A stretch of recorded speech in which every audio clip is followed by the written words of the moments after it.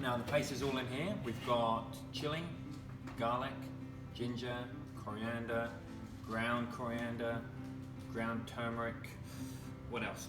Half a red onion, and some salt. So looking pretty nice and vibrant in there. Oh, sorry, we've also got a small handful of cashews as well. And we're going to blend all this up.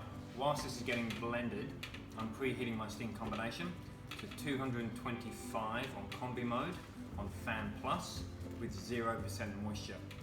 So what's going to happen is we're going to put a saucepan in the oven and we're actually going to fry the paste in the oven, which means really hands-free, timer controlled, and the 0% moisture is going to help dry out that paste to get that intense flavour that we're looking for the laksa.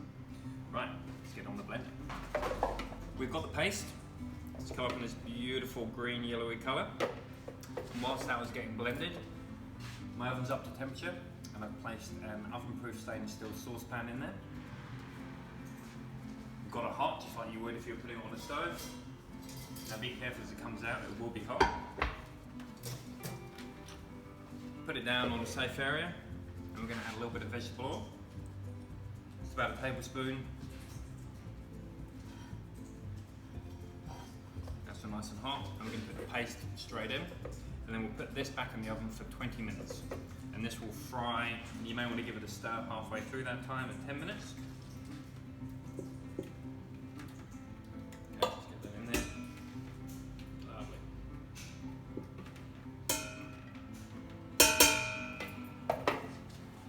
Okay, I can already smell that starting to cook in here. Again, watch out for your hands when you're getting it back in the oven. Whilst we're waiting for the paste to fry in the oven, we're going to soak the glass noodles, vermicelli mung bean noodles. So you just want to soak these in some cold water in a deep bowl for about 15 minutes. After 15 minutes, you just want to drain them off, and this will just hydrate them, so when we add them to our hot soup at the end, it'll just be another 2 minutes of cooking. So we'll leave them on the side there. And the other thing we'll do whilst we're waiting is we're going to make the cashew chili crunch. So we've just got some toasted cashews, some crispy shallots, and a little bit of Aleppo chili powder. So the Aleppo chili powder just has a milder, more citric sort of taste to it than a normal chili powder. So if you've only got normal chili powder at home, just use a little bit less because it'll just be too hot to sort of gauge your own taste.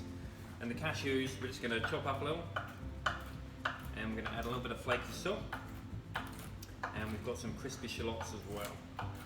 So this we'll toss together, and this will be sprinkled on top of our soup at the end to add that crunch and texture, a little bit of kick, a little bit of interest at the end of our meal. Sort of like croutons on the Asian soup, I suppose. Right. What you do with that, nice big pinch of salt. Give it a mix. There you go. And we'll leave that to one side. That can go on the table and people can serve themselves. Let's get this out of the oven.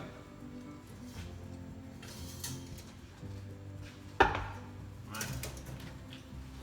So you can probably see in here, it's nice and browned, nice and caramelised. I'm going to give that a good stir. Whilst I'm stirring this, what I'm going to do, I'm going to open up my oven. I'm going to switch it off. We're going to turn our steam combination now onto steam. So if you don't have a steam combination, this first step can be done on an induction or a gas, and you can stand there and fry the paste to keep it moving, and then you can put it into a steam oven. But if you do, it's great, you can do it all in one thing. You need to cool down our steam combination. Selecting steam cooking will tell you to leave the door open, another fan will kick in, and in about 3 to 5 minutes or so, your steam combination will be cool enough to then start steaming. So whilst that's cooling down, we're going to be adding our stock into the paste. No spilling. And we're going to be adding our coconut cream.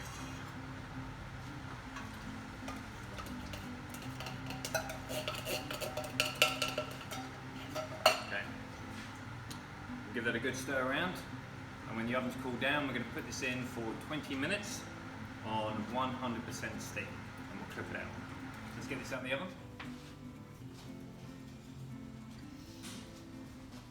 Beautiful. Smelling really good at the moment.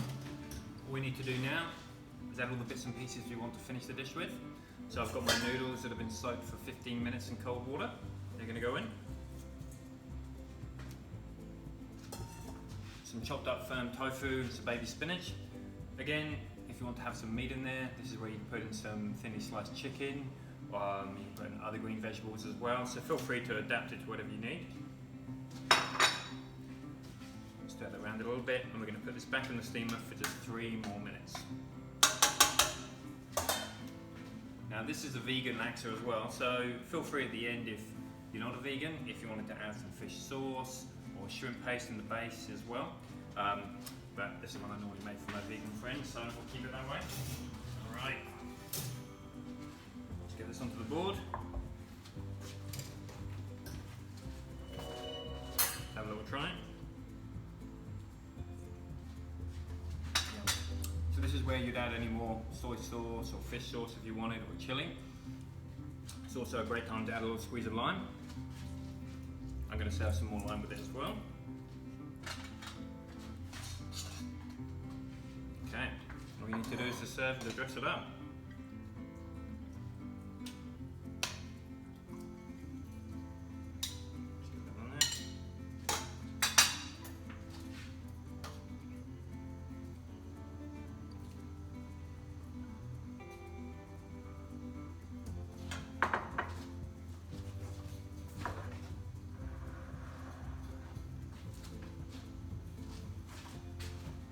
Okay, so I've got a few bean sprouts here,